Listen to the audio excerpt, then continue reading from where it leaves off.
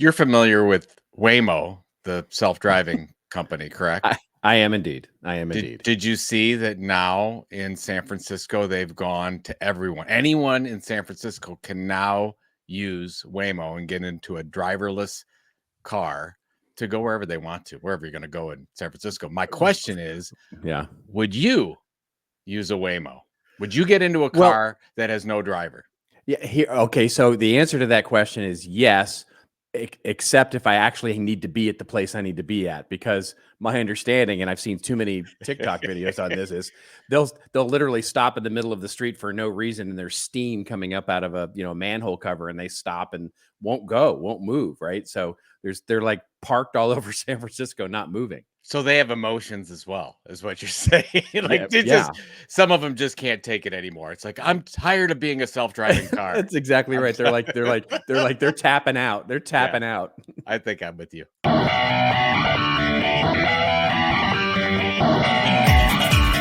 Just remember, everybody has your story to tell. Tell it well. Of this old marketing. And now, for your listening pleasure, here's Pulizzi and Rose, covering the week of media, marketing, and digital content news. This old marketing. Take it away, boys.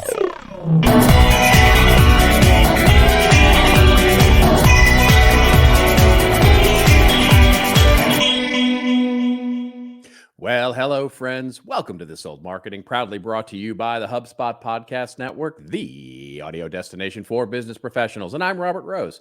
Welcome to episode number 434. That's right, 434 for Friday, June 28th, 2024. And with me, as always, is my pal, my colleague, and a guy who didn't get drug tested before tonight's show. Well, the amazing Mr. Joe Pulizzi. Happy birthday. Oh, you're very to you. See, you did a double take when you read the date. You're like, that's my birthday. Yeah, I just read my birthday out. I did. Thank you very much. Yeah, thank you very much. So this was this 40? Yeah, 45? That's what they say. That's what they say. They say 59 is the new 40. So that's where it is. I got 40 years. One more year before 6, right? That's it. You know what's interesting? You probably have this issue more than I do, but when I'm on these podcasts now with some of these very young people, they're like, so you've been in marketing for over 25 years. Tell us what that's like. Yeah. Like, do you get that? I'm like, right. Oh, yes. When did I become the old man in the room? Yeah. Yeah. I get the, when you start talking about things like, the .com era, and you start talking about the early 2000s and early days of social media, and they're all like, wow, that's such great history. It's like, oh my God. Oh no. We're using the word history, right? For our although experience. it is, I think it's special for us because we remember when there was no internet. And True. then there was 100%. There was like, I worked in marketing before there was internet. I mean, that's what's so scary. That's a little, see, I didn't have, I was in, let's see, when I had my first email address when I was in college. Okay. Yeah. So sure. That's something. Yeah. But, I mean, I had my first email address very much post college, and it was, I don't anymore, but I used to be proud of the fact that I remembered my CompuServe number. I actually did used to remember my CompuServe. I was so sad to give that up when it finally went away. So my first email address was jwp7@prodigy.net. There it is. I love Prodigy. Yeah, I don't know. Prodigy was great. I was an AOL guy. The hipper, it seemed like the hipper service. Totally. Yeah. And then Until I just Sears collected. Bought it. Until Sears bought it. Is that true? I didn't even know Sears bought it. Yeah, they did. Yeah. They Sears the retailer bought it, and they bought H&R Block, and they bought the Prodigy. They brought the Prodigy network. Yeah. What was Sears doing? I don't know. How did Sears not become Amazon? How did they mess that one up? Yeah, they were the original Amazon when they used to sell. Totally, they were the original Walmart. Well, we've talked about this. Yeah, they used to sell houses and cars in the Sears catalog. Exactly. I mean, how cool was that? And delivery, right? Looking for a house, honey. I want to buy. Let's buy a house today. You got the Sears catalog? Let's look. Let's see what we. Do you remember as a kid getting the Sears catalog when it was like the size of it was almost the size of a phone book. I mean, I remember it. I don't. I mean, I don't. I remember the yellow pages. Oh, Is I what remember really looking through. It was the thing to do. This is when I was really young. So this is like 70s, right? Late 70s. You would get the Sears catalog and it would come in the mail. And as a kid, you'd go right to the back where the toy section was, and you would just sort of see all the new toys, right? And you would Mm-hmm. point stuff out and you would learn and you would say, this, I want this one, and I want that one, I want this one. It was, yeah, that was the way you learned about all the new toys that were coming out. What happened? Those are the good old days. Well, I don't know if they were good, but they were definitely the old days for sure. What? Yeah. What is it about the human experience that we always look back on whatever previously was done before it more fondly than we do? Like you talk to an older person today. Yeah. Like talk to yourself. No, I'm just kidding. Yeah. I know. They always look back on, oh, it was always so much better. I don't know. I don't think that's true. But why do we Definitely. Yeah. inherently do that? I We think always it's believe it was because, better well, before. there's a nostalgia for sure, right? I mean, you have a nostalgia for when you were a kid and what you had to deal with and all of the things, and I think there's some of that, but I think that's everybody. I think that's I mean, our parents and their parents, sort of lament the simpler times is usually the way it's it was an easier time, but today, I mean, look, there are things that were definitively better, right? The fact that, I was having a discussion online with someone about this. You've heard about this, the Haktua girl, right? I have seen this. See, this Yes. is the I thing. had because I kept seeing her in like weird, like just the image. Yeah, And the then meme. She's become a meme. Yeah. yeah, so that whatever. So what are you Yeah, gonna say about her? but what I was gonna say is that the discussion I was having online was this person was lamenting the fact that today's kids have to deal with that, right? The fact that they could be on camera doing something silly that's gonna follow them around forever. Yeah. And my point was that, yeah, what we have, but that's bringing our old 20th century media model to it, right? Remember when we were kids, there would be the thing, this is going on your permanent record, and we would laugh and ha ha ha ha. Yeah. There's no such thing. Well, there is a permanent record now, but my point was, we're still applying that old model to the new model because these memes, these kids that become literally famous unwittingly, unwillingly, or willingly, Yeah. it's for 15, it literally is for 15 minutes, the old Andy Warhol thing, I mean, because like, think about the girl from, Chick-fil-A, right? It came and went just as It's quickly. gone. And Yeah. my point was that the internet, you're right, the internet doesn't forget. It is your permanent record. The internet doesn't forget, but it also stops caring really fast, right? And so there's good and bad things about that, but it was simpler because you and I didn't have video cameras on us 24/7, right? We weren't getting, the weird stuff that we did when we were kids is never going to be discovered because there's no record of it. It's interesting though. My two kids are very cognizant about not being on video or in pictures. Yeah. Like as you notice, like what most like when Pam and I post something on Facebook, it's us.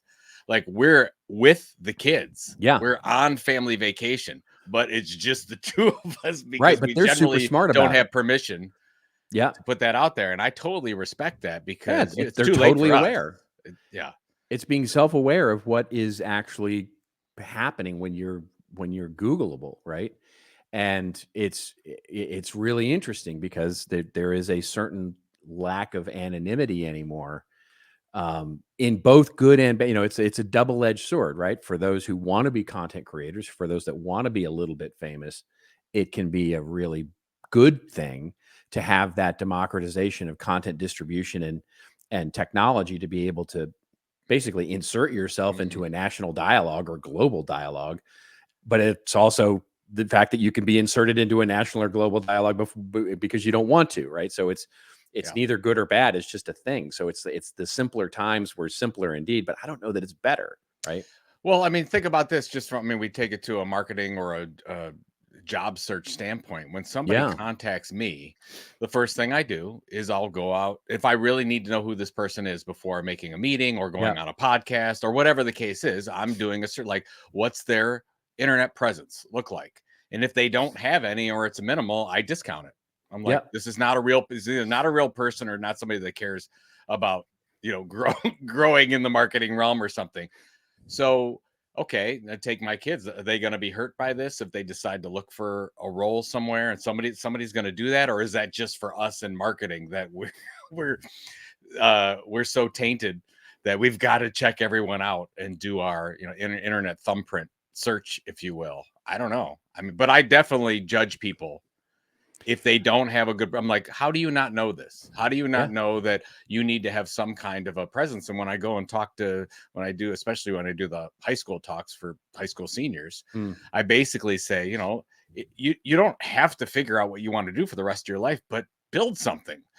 Do a blog, do something, a regular show on Instagram, do something so that you can start to learn about, building an audience and understanding how to build a subscriber base and that kind of thing. If I'm talking to a marketing group, and then the opposite is also true. So for those who have had a long career, who might be nearing or at, or even more older than I am, I just had this conversation with someone who's been a CMO of a business for 13 years and, never had the need to build a personal brand, never had the need to build any sort of sizable presence on LinkedIn, and then got laid off. They got laid off as part of the, the sort of ongoing layoffs of these companies. And he said to me, what do I need to do?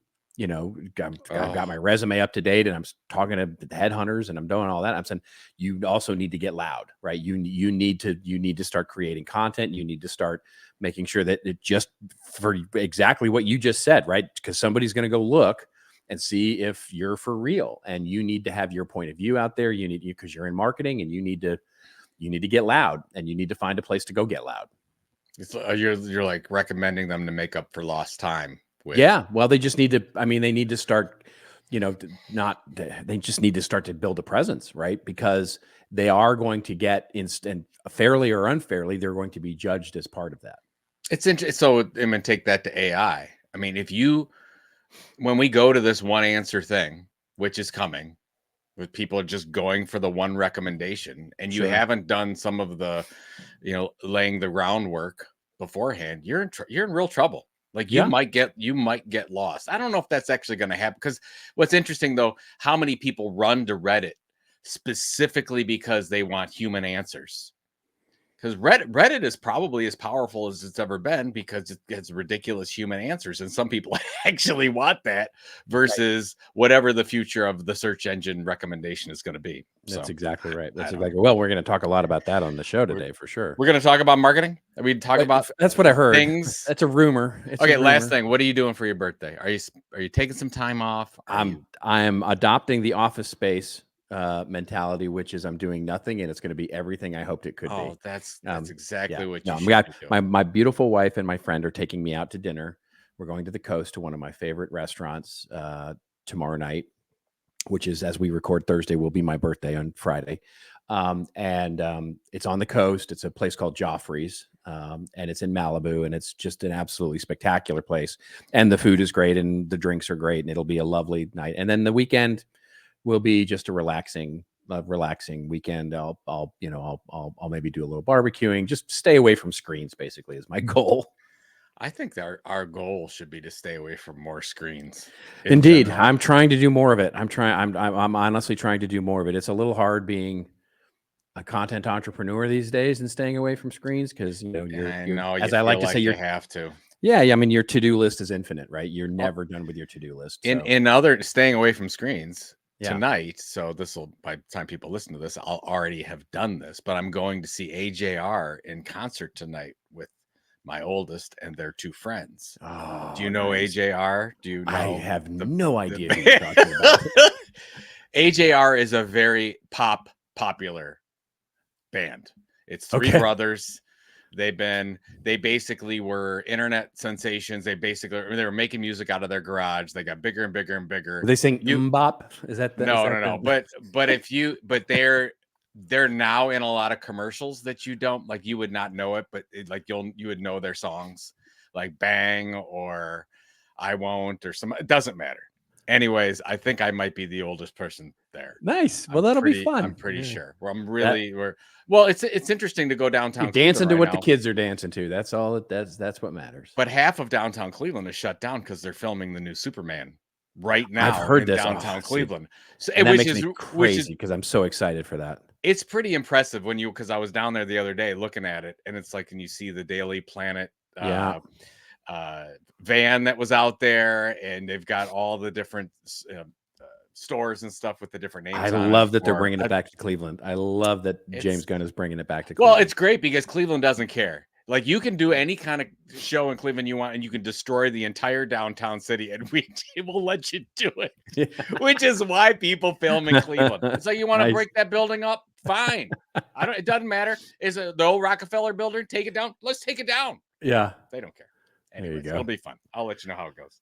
And yes, I long to hear. I'm sure you do. All right, let's get to our I'm show gonna send here. you some songs. I'm gonna send you some AJR songs. Let's get to our show here. We're gonna talk about a bunch of stuff of big news that are coming out this week. We're gonna talk about the newest Supreme Court decision about social channels and how they deal with misinformation. Just came down this week, among other decisions that are coming from the Supreme Court. We'll talk about the RIAA, the Recording Institute of America, and they're suing the audio AI companies. And we've talked a lot about Suno on this. Did we learn the wrong lessons about the pivot to video? We'll talk a little bit about how we've pivoted to video and how that's going. Then we'll get to our fails and our wins, where we talk about a little bit of something in marketing that is a big win or a fail. And I'm going to talk about the Toys R Us new AI commercial that they debuted at the Cannes International Creativity Festival. Joe's going to talk. Sorry. Yes, every time. I can't help it. It never gets old. I can't help it.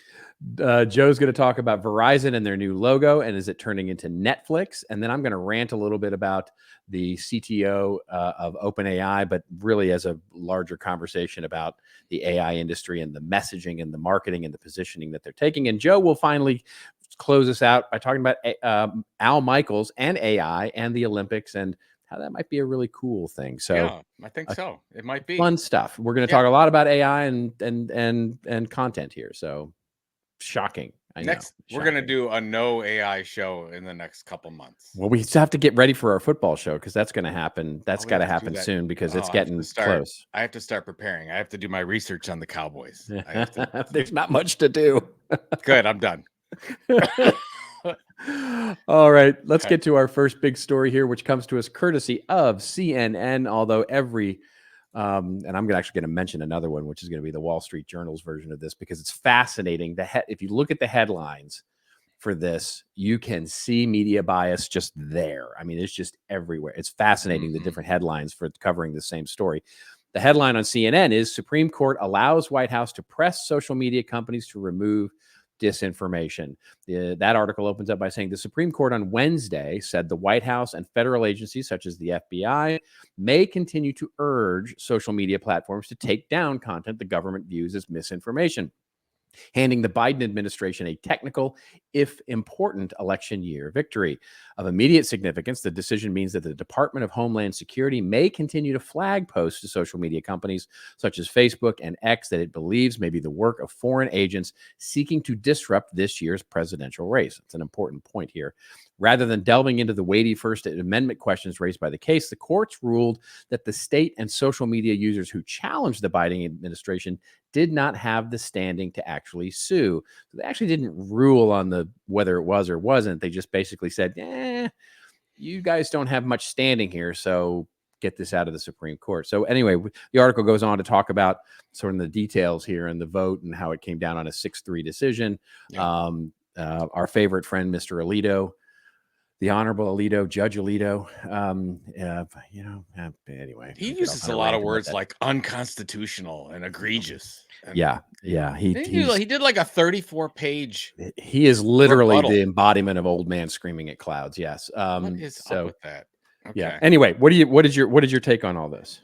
All right. So I might need a little help with this because first of all, I don't understand how people spend all this time on this issue. What can now happen is that the FBI has the right to notify companies like Facebook and X that they flag some material that they deem to be truly misinformation or coming from covert bodies or whatever you want to call it. Yep. And the companies still have the freedom to do whatever they want, That's right. right? Yep. Why was this even a lawsuit? Like, Well, I think, I mean, this came out of this was a huge issue 2 years ago, a year and a half ago, when basically there was two things, remember, that was going on. One was this Texas, especially the Republicans in Texas were complaining that they didn't have free speech, right? And we talked about this on the show. They were saying we don't have free speech because you're blocking us or you're taking our stuff down. And the social media companies were going, no, we're just taking your stuff down because it's wrong. It's misinformation. oh, and they You know, thought the throttling about the Hunter Biden's laptop, too. correct. They're And like, all that wasn't stuff getting Yep, enough coverage. exactly, right? Okay. And so then what they flipped to was an argument to say, because they learned that the government, meaning, to your point, the FBI in some cases, and then also in some cases, the executive branch with the Biden administration had reached out to, I think it was X specifically. Yeah. It might have been Facebook as well, but to reach out and say, hey, listen, we would really appreciate it if you would take these things down because they're misinformation. And people got up in arms about the fact that the government was actually, quote unquote, pressuring the companies to do that. And that's the source of then this lawsuit to say, and basically what the Supreme Court said was, hey, you don't have standing here, right? If anybody's going to do it, it would have to be that whose speech was infringed, not you. So, Sure. And it's not your stuff. So they didn't rule on that, basically. And you can see, to your point, how it's even 6-3 is crazy to me. This should have been 9-0. I mean, in terms of like, you don't have standing here. This is ridiculous. Yeah, I would say that if there could have been a case if the government was actually coming in and saying you cannot put this content out there, right? Which they're not saying. They're flagging, and which I think is something all governments should do. If there is information out there that is detrimental to society in some way, if they believe it's detrimental to the citizens of their country, they should let those media companies know that. And they've done exactly that forever. Right. That's exactly now, right. And so, because when I read to the end, and it's like, oh yeah, so they're going to build a flagging content system, or they have one in place to say, hey, note, there's content coming on your platform that we think is Russian, or what, and it's not. They're not being truthful. Well, isn't that the job of the people that take care of us in the government, right? I don't know. You would you would think so. I mean, there's certainly precedent for it, and it's like, there are things you can't say on broadcast television. There are things you can't say on cable TV. There are things that, that journalistic on broadcast news that you're not allowed to, that you're theoretically, quote unquote, not allowed to say. And, those are all standards that are enforced by the FCC. Now, of course, because of the legislation that passed in the 90s, deeming these platforms as platforms and not media companies, which we've talked about ad nauseum on this show, has given carte blanche to X and Meta and Amazon and Google and everything else to sort of talk about how they basically, they throw up their hands and say, we're a platform, we're not a media company, which of course is ridiculous. But they say that we can put up whatever we want to put up, and to date, no one's ever challenged that successfully to say, yeah, you're right. We are not subject to the same laws and regulations as broadcast media, which is crazy when you think about it. So, I mean, you can point back to that decision. I mean, it's an unfair game. It is an unfair game for these platforms. Their platforms are media companies, as we've discussed. Mm-hmm. And they don't have to abide by the same rules as the New York Times or Wall Street Journal or any of those types of companies as platforms. It's just whatever. It's dumb. But this, I don't know. I mean, I don't know if this should have been our core story. I think that this was dumb. Well, it's dumb, but it's also big news, right? I mean, because it's actually I almost have put this into the show, but it's a little niche. But another ruling came down that has not been covered at all by the mainstream media, which is it's a federal court that found there was a group that was basically a government group that was saying any hospital or healthcare company that used third-party analytics to measure their traffic was violating HIPAA. Okay. And so, think about what that does to somebody like the Cleveland Clinic for a moment. Yeah. And so they, the Texas Hospital Association, as well as the I can't remember their acronym, but that's another hospital association, a national one, sued the government and said, you can't do that. And the federal court actually found in their favor that yes, they can actually they can use Google Analytics or pixel-based tracking for the public parts of their website because that's not a violation of HIPAA. So it's not a violation of privacy. This is stuff that's coming, that's going to continue to come up. This idea of privacy, free speech, and where we can actually, who's tracking us, where they're tracking us, and basically the idea of what we can and can't and should and shouldn't say online, I think is going to become, not, again, as we've talked about on the show, not between now and November, and noting that it'll be really interesting to see what happens tonight in the debate. But, post election, it's going to become, I think this is going to become a huge issue. The whole thing about now I'm starting to think that my kids have it right, because you talk about privacy and able to protect what we have based on us having these images out there. Like somebody could take you or me and they could duplicate us in 2 seconds with what AI version somebody we want will. to. It's not a question of when or if, it's a question of when. Somebody will. Okay, so you want to hear about did I tell you about my funeral product? Did I tell you this last time? You did. Yeah. You talked about it on the show last Yeah, I week. talked about it on the show. I was talking to my youngest about this, and they were like, "That's stupid and sick." And I'm like, "It's gonna be a thing. It's like somebody's gonna buy that because you're maybe not your kid, but your kid's kid is going to want to know about old Grandpa Joe. And old Grandpa Joe, then you just go online or go down the blockchain or some pixel, and you're going to have and they can have a conversation with me." That's right. Which is Grandpa weird. Joe. So literally our presence will live on forever. We Sure. will die, but see, the thing is, you're going to have to capture that. So the trick in all of that is capturing the information. Anyway, we get off on a rant here, but capturing that information is going to be hard for those who aren't prolific online. You know what I mean? So your kids may have it right. In other words, if more people do what your kids do, then you're going to have to build a database with information. With us, it's not an issue. I mean, we've written about everything under the sun. People know exactly what we do, where we live, our past, all that stuff. Done. That's right. Great product. Yeah. Other than that, it's terrible idea. There you go. All right.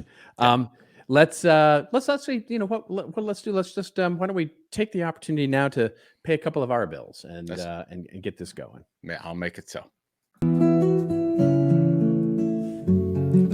All right, let's take a pause. Take a deep breath in, then slowly exhale all the stress out of your body. That calm you're feeling right now? Well, that's what you get with HubSpot. Their all-in-one customer platform takes all the chaos of business and replaces it with one single powerful platform for all your teams. Generate better leads for marketing, close more deals for sales, and earn more 5-star reviews for your service. So don't hold your breath. Visit HubSpot.com to learn more today.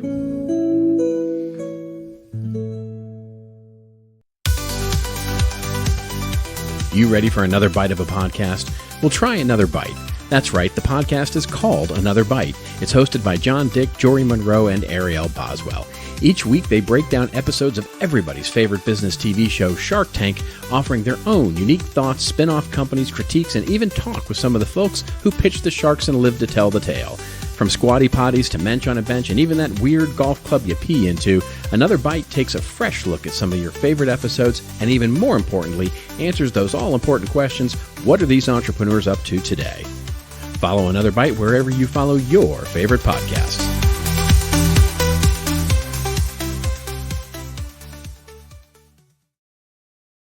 I think both of those advertisements lead really well into your next story.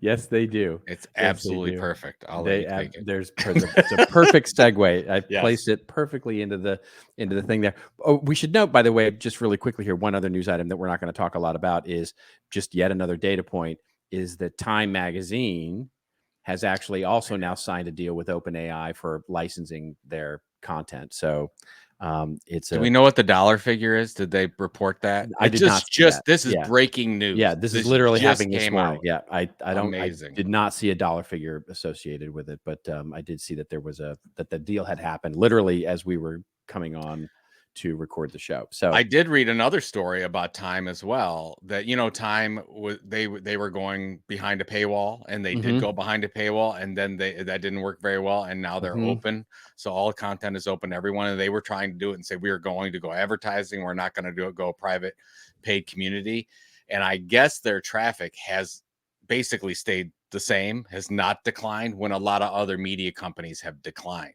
yeah, interesting. So they're not growing, but they're not declining. So they are Right. getting additional traffic, Yeah, which, is interesting. Yeah. I would, if I owned a media company, I would be, what would you do? I guess it depends on your goals and how you think you could drive revenue, but I would almost want to figure out how do I get my content out to as many of the people that should be in our audience as possible and not stop that. Like with at least locally here with Cleveland.com, if you don't have a subscription to Cleveland.com, you're not seeing anything. And I really think that hurts local news because then people don't get to see that local news. Well, I think I mean, I would take the free money for sure.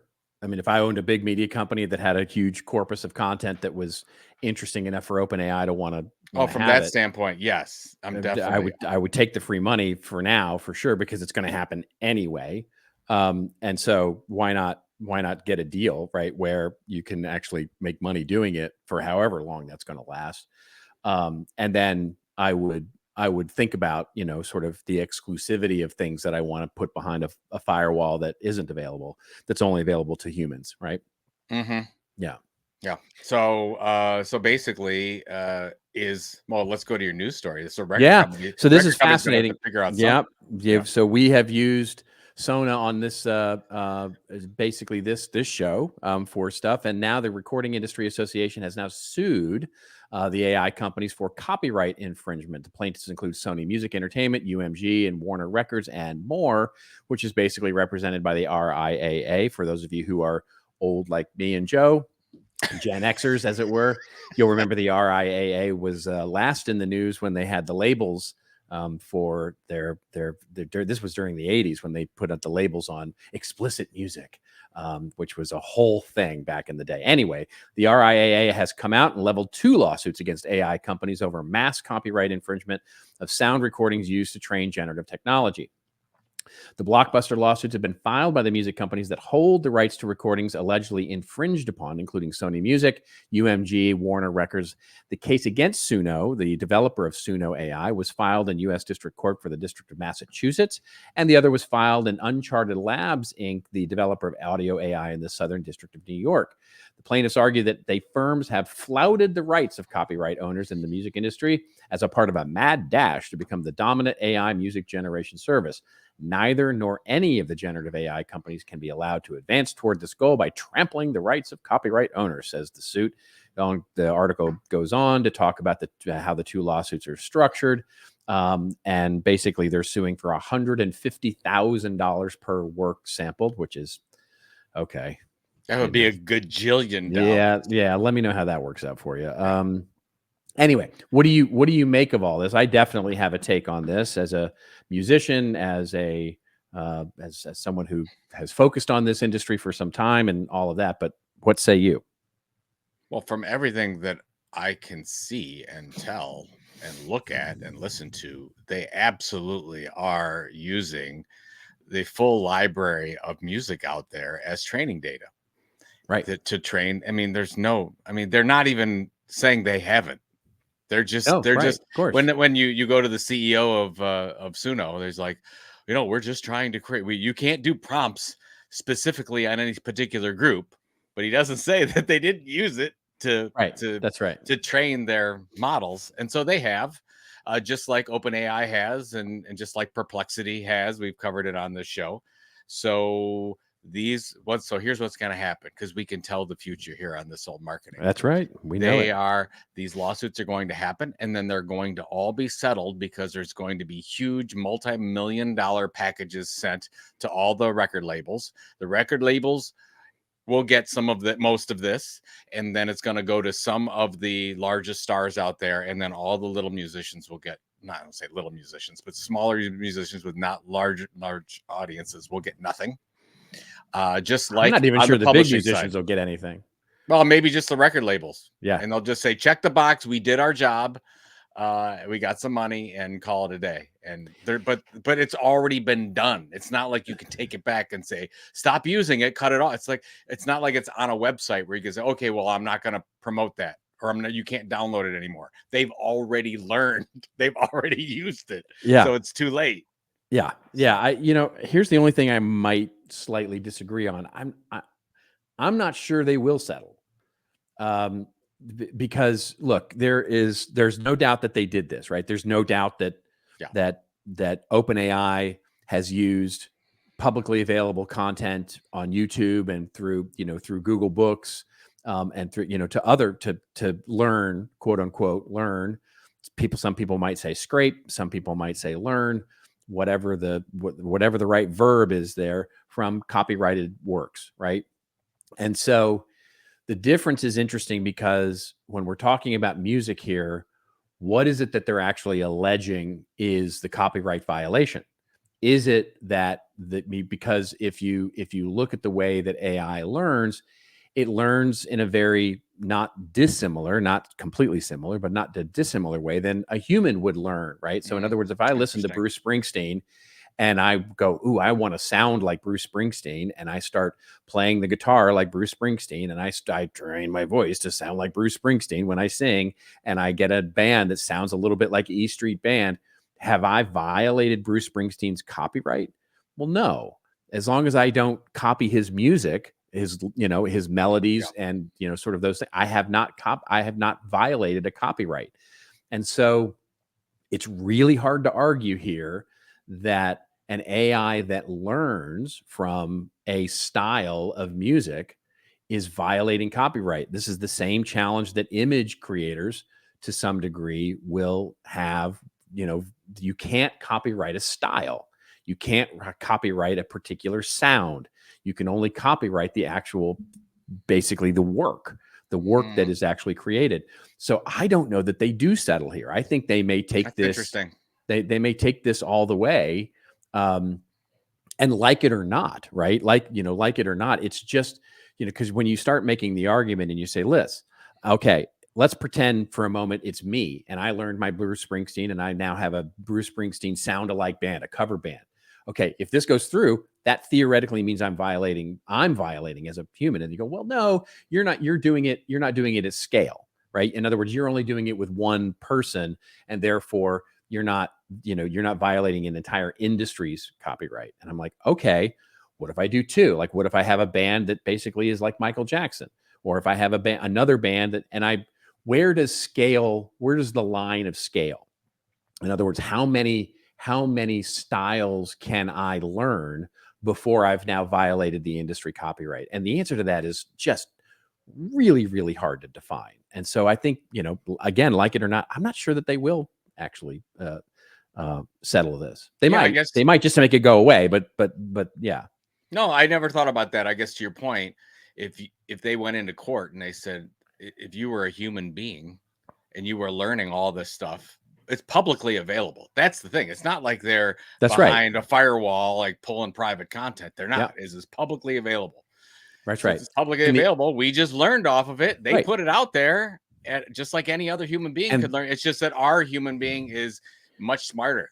Now the argument, and it's not a human being. Right. Now the argument I've heard is that the access is what's important. This is the one argument I've heard that I'm like, okay, maybe, which is the argument that I've heard that I sort of I question a little bit, which is what they argue is, okay, when you heard Bruce Springsteen and you made that sort of, you're going to learn that style and everything, you paid for a royalty in some way. In other words, you either heard it on the radio, which they paid for a royalty, or you bought the album and therefore paid for a royalty, or you basically downloaded it through Spotify or listened to it online, which of course pays a royalty.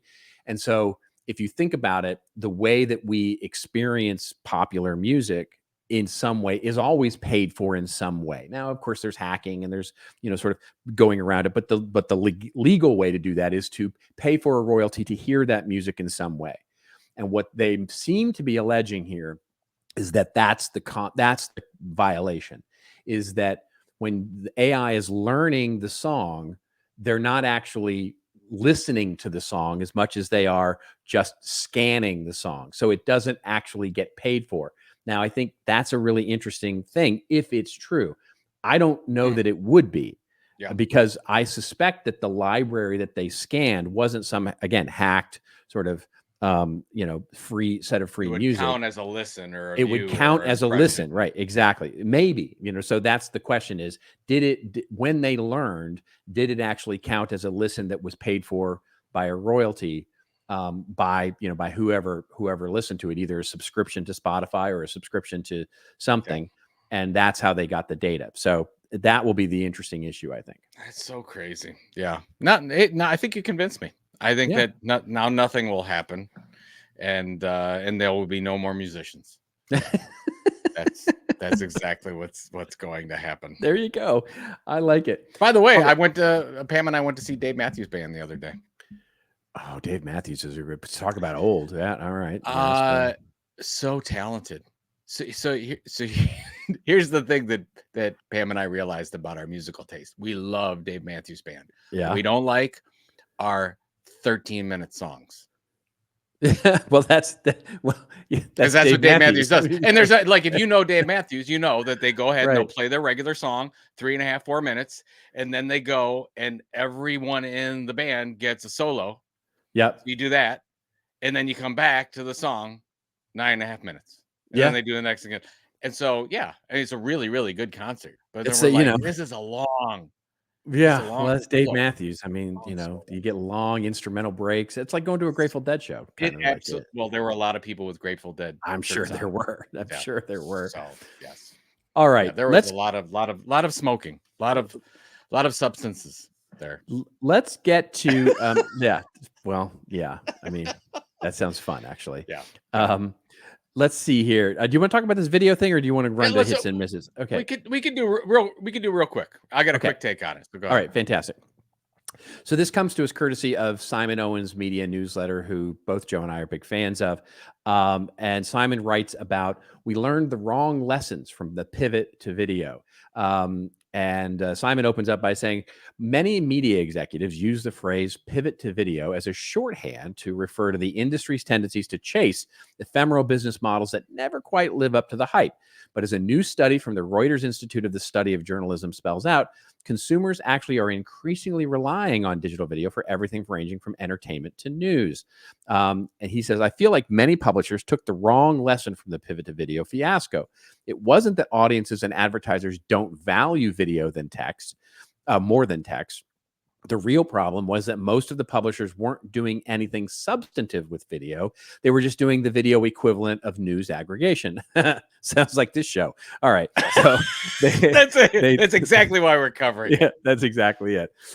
They'd slap together some text with some stock footage and then let Facebook algorithm take care of the rest. The publishers that actually invested in long form differentiated video did see returns on the investment. So what is your take here? So the reason why I like this is because I have this conversation with companies all the time that are trying to get into video, and they believe that if we just put video out there, that's like check the box on the video.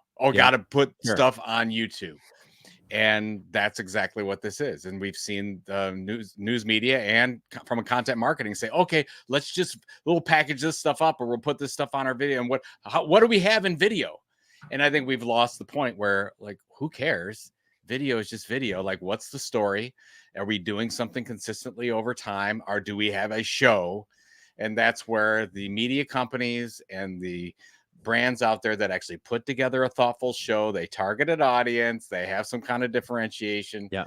And they deliver it over a period of time. That's the ones that are successful. Not Yeah. just, oh, let's just get some video out there, which I think was what a lot of companies did. That's why I like this. I think because I agree with it. That's why I like it. Yeah, no, I think you're absolutely right. I mean, it reminds me very much of a lesson I learned when I was taking my screenwriting class with Robert McKee way back in the 90s. Again, boy, it seems like I'm nostalgic for the old days in this show for some reason. Anyway, so back in the 90s, I took the Robert McKee, who has, of course, become very famous over the last few years for his storytelling stuff. But he had a screenwriting workshop that I took back in the 90s. And one of the things that he talked about was writing for the right medium. He said, the reason that so many novels make crappy movies is because basically you try and take the novel and apply it to the video, the visual medium, and it just doesn't work. Yeah. It just doesn't work. They weren't written for that. He said, so in many ways, you have to actually, if you're adapting something, you have to look at the medium by which you're creating for and optimize for it, right? Because if you just try and take it and rip and replace, sort of text or whatever the original format is and make a video out of it, it's not going to work. So you actually have to write. So that's why so many good movies, of novels, of books, of whatever, the good movies are usually not a lot like the books. And it's funny because I just finished watching last week Dune, right? Mm-hmm. Which of course has been made a number of times in history, and everybody has said, fans of the novel have said, that novel is unfilmable, basically. Yeah. And arguably it is. The novel actually is. The books, there's multiple books, obviously, but it's, having read the books, I would agree in most ways that it is unfilmable. But then you watch the movie, and I just turned my wife onto it, who loved it. My wife loved Dune. She'd never even heard of the books or never, and she was like, she fell in love with the movie. And I said, but here's the differences, right? Here's all the differences that, in this. And she was like, wow, now she wants to read the books because they are so very different in terms of the way that Denis Villeneuve, I can never get his name right, but it's Denis Villeneuve, I guess it is, did the movie. So it's a fascinating thing. And I think Simon is exactly right. We, as marketers, we need to think of it as exactly the same way. Yeah, I mean, it's funny. We saw Back to the Future, the musical, last week. I thought of the same thing. They had to make some decisions in order to do that. Right. By the way, it was fantastic. It was all right. Good. I went in with extremely low expectations. I'm like, Back to the Future, the musical. That just sounds dumb. It just doesn't sound. But we went in. It was tremendous. I highly recommend it. They had to make some creative decisions because there's, I don't want to give it away, but you'll go then you'll say, oh, they had to take that out. They had to remove that. They had to change that. They did a fantastic job with it. Yeah. Good stuff. Same reason, same rationale. All right.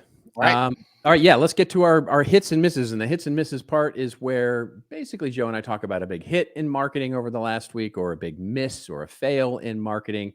You want to go first with your hit? Yeah, I'll go first. Here's my hit. It's very, very quick. Hopefully. Where is it? Let me bring it up here. Boom. Can you see that? Yes. I wanted to just, so we've done our fair share of brands on this show that have really screwed up their logo by overthinking it. Yep. I just want to give a shout. So Verizon apparently didn't want to do the check mark anymore in their logo, which I totally get. And they didn't overthink it. They basically just, now a lot of people are giving Verizon some heck because it looks a little similar to Netflix's logo, which I don't know if I would have picked up right away, but then now I see it everywhere. I just want to, they just took out the check mark. Basically, they made the font a little bit thicker and went red with it. There's not a huge difference. Somebody said, please, we need the check mark out. What can we do? We need a logo refresh. This is not like what the Gap did, and they completely wrecked their logo. So kudos to Verizon for not overthinking it. It's just like, hey, we need to get the check mark out. What do we do? Let's do this. We're going to keep all our branding and our guidelines and everything the same because nobody needs another logo. Like nobody needs a logo refresh, but they decided to do it. I think they did it the right way. Yeah. So. I think I don't love the yellow fade in the V. I think get rid of it and just go with the red and call it a day. I would too. I mean, I get why they did it. They're trying to make it 3-dimensional, right? So they're trying Yeah. to make the V a 3-dimensional thing, and they're also trying to make it an icon, right? So that almost undoubtedly will become the icon for the app, and it will become the icon for however you access it on your streaming TV or whatever it becomes. And so I get it, but it Yeah. doesn't. I mean, and again, here we go. This may be me applying 20th century sort of ideals and logo design to 21st century ideas. It's like, okay, the old creative marketing guy, he goes, you can't do that because it doesn't work in black and white, right? It's not going to work very well in black and white, but Yep. that may be an old school thinking, right? So I may be old school thinking here, but it could be temporary too. It's like, this is sort of what we did with the check mark, and now you're right, because when you show the Verizon logo in black or white, it doesn't have that. That's right. That's a temporary thing that's going to go away. And by the way, nobody's going to wear a Verizon hoodie. Except for Verizon guys. Yeah, you're not gonna do it. You're not gonna like they've got all this merch out there. Like people are gonna want to buy a shirt with a big V on the back. This isn't the television show V. Yeah, this is Verizon. Nobody goes around wearing Walmart T-shirts. It's like I'm not gonna wear my AT&T hat, although this is a Microsoft hat. So who am I to say? Yeah, that's exactly right. That's all exactly right. What do you got? All right, I got a big fail, I think. Although it's interesting because you may think it's a fail, you may think it's not a fail. So the real question is, which one is it? This is, and the article we'll link to in the show notes is from Ad Age, but it is basically Toys R Us at Con, QU. There we go. Thank you. Basically, they launched a completely AI not completely, 95% completely generated AI generated ad using Sora, the OpenAI technology that I guess they have access to, or their agency has access to, and it's ostensibly a origin story of the Toys R Us brand, and it looks so much like a Sora video that every other Sora video I have seen out there. And, basically it's a stunt for sure. They didn't do this for any other reason than to have something newsworthy to talk about it at Con. But the idea is that here's their first completely Sora AI generated ad. And it's basically a kid who is theoretically the founder of Toys R Us, who has his first sort of LSD trip or dream, one of the two, you take your pick, and discovers this giant giraffe named Jeffrey, and through the stars, and sort of looks at all the toys and all that kind of stuff. And it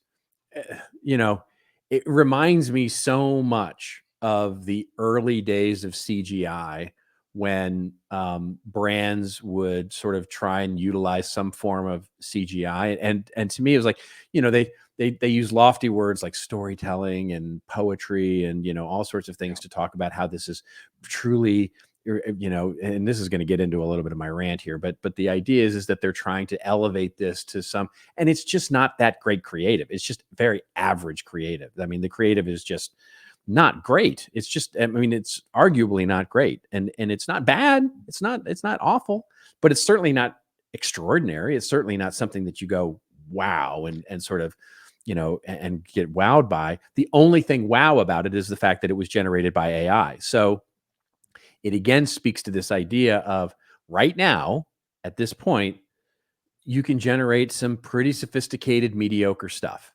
And to me, when I look at this, I go, okay, I get it, why they did it. It's a stunt. It's not meant, for anything other than to get attention and to sort of make a big announcement and to say, ooh, we're one of the first to actually do a generative AI commercial. But to me, it's like the point is lost on me, because I look at it and go, meh, I don't care.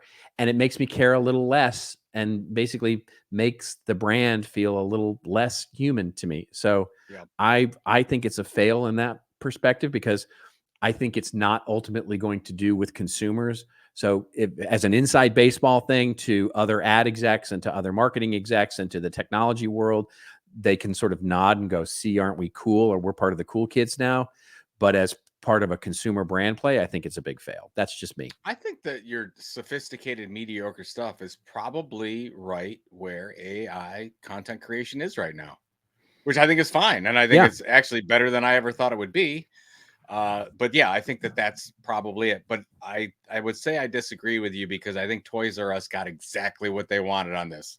People like us are covering it. Totally. And that's, you know, this when is you what launch they were it, going for. That's right. Because it was a dead brand. It's coming back from the dead. They've got no rules. They're just trying all kinds of stuff to see if it sticks against the wall. Good for them. And it does. It sounds, I watched it. It's trippy. It really is trippy. It's like you took a shroom and then you watched a giraffe. It's fine. All I can see is the sort of creepy, sort of uncanny valley stuff about the humans in there and the sort of, you know, it's just creepy. To me, it's creepy. It's really creepy. It's like I like it. Like the halfway through it goes, I don't wanna grow up. I know. It's like, which is so. It's like that. Yeah. It's like that. It's like that thing. That always happens in horror movies now, like horror movies and big action films. They use the slowed down version of some, you know, that's like, exactly right. Some creepy version of an old hit, you know, some old Aerosmith song or something like that. It's like, and this is exactly that. It's like the horror movie version. It's like, I don't want to grow up. Did you trailer for the new Hugh Grant movie? I forgot. Oh, The Heretic. No, I have not. They do that. They do that in the trailer. So Hugh Grant, the style, right? Yeah. Hugh Grant answers the door, and there's two Jehovah's Witness young women there, and they say they can't come into the house, right? If there's not another woman there. And Hugh Grant says, "Oh yes, of course. My wife is making a blueberry pie." And they come in, and then he sits down with them, and he has a scented candle that's blueberry pie, and he locks them in. I was a terrible story that I just told of the trailer, but I'm not giving anything away because that was the trailer. And then he says, "I'm just a boy standing in front of two girls smelling blueberry pie." Okay. All right. Now that would have been best. There we go. Okay. All right. Now it's time for our rants and raves, where Joe and I go off on a little bit of a rant or a little bit of a rave over something that makes us feel like we took a drug test before the debate, or something that makes us feel like we're in a place with no audience and no questions and all of that. It'll be very interesting to see what happens, by the way, tonight. Oh, you're talking about you know, the rumble in the jungle, right? I mean, it's going to be, I'm not watching it. No, I'm not either. I don't think. I think I might have to watch a little bit of it just to see if it becomes a comedy show, but we'll see. Oh, it's I can't even think about it. I don't even want to think about it. I think that it's bad. Well, it's probably great television, but it's bad for America. It's bad for America, yeah. It's like, it's like watching a commercial for Depends. That's what it's like. Nothing against older people. I love the older people in my life, but I would not vote for them for president. That's correct. Yep. Yeah. So there you go. All right. You want me to go first? You go first. Yeah, you go first on your rave here. So I've ranted quite a bit in the past on AI generated lots of stuff, but I think that if you're going to do it, I think NBC Olympics have done this the right way. So they just announced in the last few hours that they are in partnership with Al Michaels. If you don't know Al Michaels is probably the most famous voice in Olympic history, if not of sports. And he's done NFL for basically every sport on the planet. Al Michaels has done, but he has done the Olympics for quite a while. He's 79 years old now. I don't think he's doing the Olympics. I think he's still doing NFL next year, but correct me if I'm wrong. I don't know if he got booted on that one. Yeah, no, I think he's there. I think he is. But anyways, so NBC approached Al Michaels and said, we want to give everyone who signs up for whatever they're going to sign up for personalized highlights every day of what happened in the Olympics, narrated by you.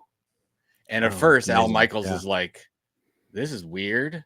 And I don't know if this is, and then they went and they basically downloaded with Al's permission, they got this, whatever voice, AI voice, to sound the mannerisms exactly like Al Michaels. He was blown away. He couldn't believe it.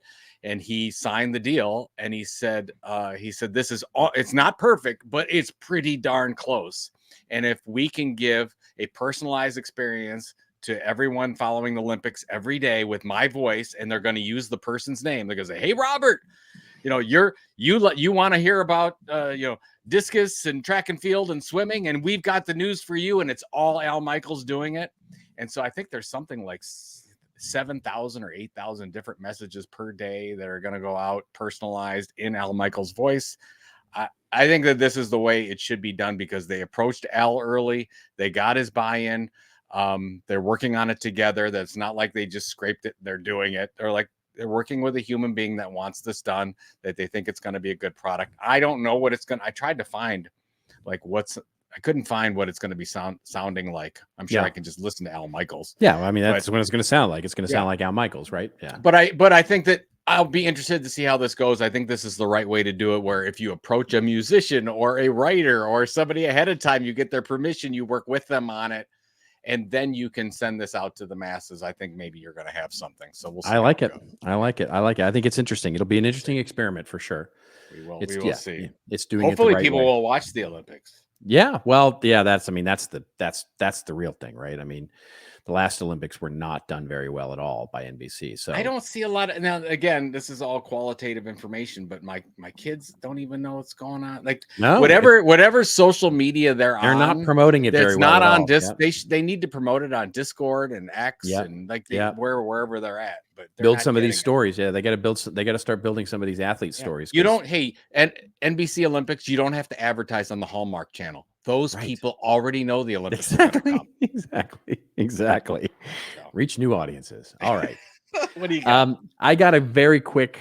It's a rant, I guess it is. It's just something that I've been having a lot of discussions on social media about this particular topic, and it was generated by someone who posted a video of Mira Murati, who is the CTO of OpenAI, and she's been out. I don't know necessarily why per se, but she's been out doing a lot of public speaking. And the video that they posted, which we'll link to in the show notes, the full video, the 50-minute video of the interview, was with Dartmouth, which is her alma mater.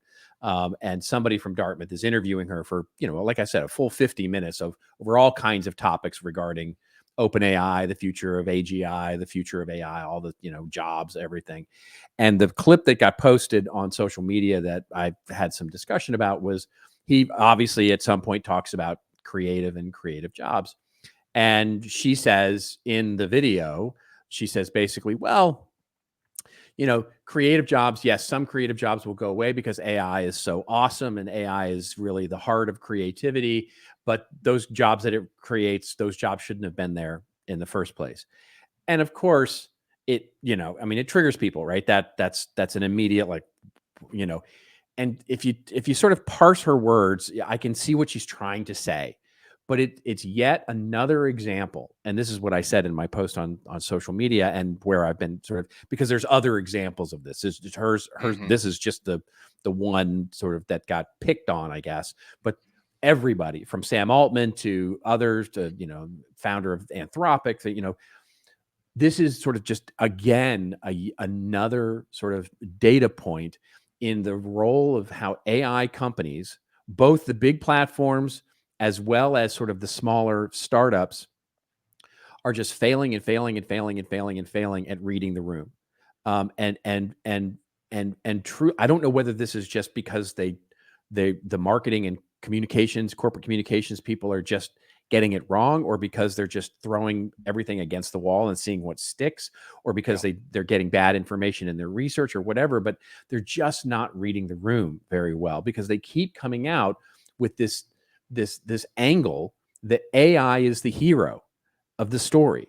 It would be the equivalent of basically saying that, when we launch a new product, like Adobe launches Photoshop, which basically says Photoshop is the hero of this story and it will change the world. Photoshop is going to change the world, and either people are going to come along and use Photoshop and become a hero because of Photoshop, or they're not. And too bad if you don't, because the world is moving on without you.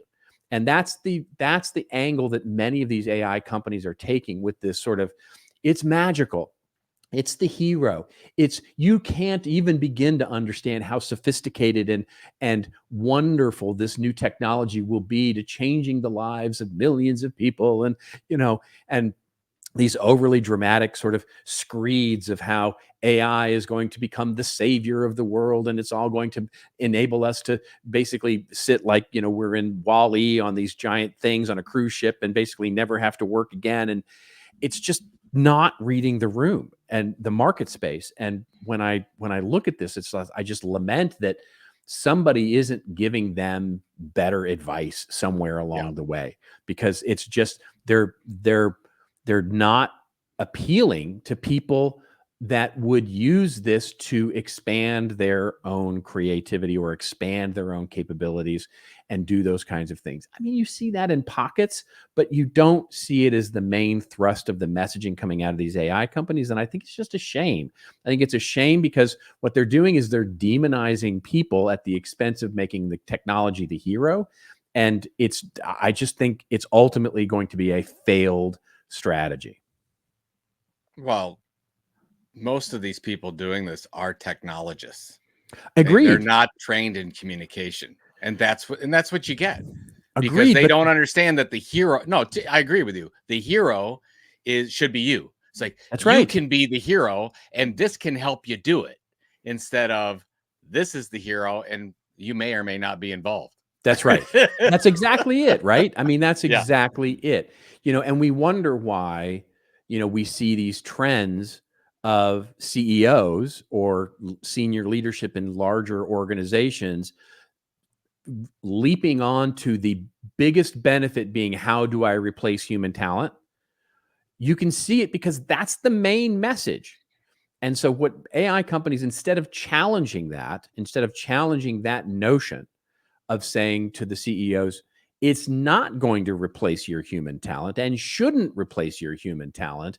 The AI companies, in their desperate sort of race to grab market share, are buying into that whole idea, which feeds on itself, which ultimately feeds more into the fear, the FUD sale, right? It's fear, uncertainty, and doubt. That if you don't do this, you're not going to be able to reduce your headcount, therefore you're going out of business. Without asking the question, do we even want this? Do we even AI, by the way, was the generative AI was the fanciest new car that nobody asked for, right? When this came out in 2022 and in 2023, nobody asked for this. Nobody was saying, gosh, I wish we had, something that would create yet more content that we need to add noise to the, to the internet. It came out, it was cool, it was interesting, nobody was asking for it, and then immediately went to, okay, how do we replace humans with this as the main message? And is it any wonder that senior leadership has grasped onto that with like, yes, that's my main benefit. How do I decrease costs by decreasing headcount by using AI? And the AI companies are going, well, let us show you exactly how to do that. And by the way, that's how we're going to answer every interview question with, well, of course it's going to, replace. I have no, she goes on in this interview to talk about, like, she's like, well, those creative jobs shouldn't be there in the first place because, I know better. And I know that creative jobs are kind of a waste. And here we are, she didn't say that, but I'm putting words in her mouth. But I like your imitation. Well, it's that sort of the video. She's very like, it's literally so many of these executives in these AI companies are shrugging their shoulders like, well, what are you going to do? It's, we're building this cool, awesome thing, this amazing thing. What are you going to do? It's going to kill people. What are you going to do? Risks are going to happen. We're going to have to do that, Anyway, I guess it's a bit of a rant for me. I'm excited about the Wall-E ship that you mentioned. I'd like it. Yeah. Well, you and your cruise ships. Yeah. Oh my goodness. I cannot wait for this Wall-E ship. This is going to be all right. Tremendous. What do you got this week? What do you got this weekend? Well, tonight I'm going to the AJR concert. Nice. And very then nice.